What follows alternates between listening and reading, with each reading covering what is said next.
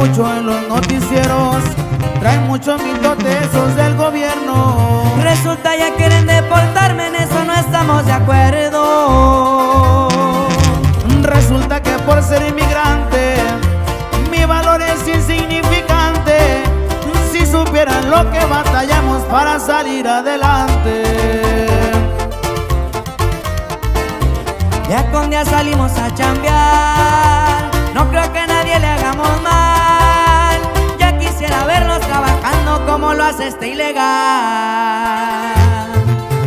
¿Y qué culpa tenemos nosotros los inmigrantes por querer buscar nuestros sueños? ¡Ánimo, mi gente!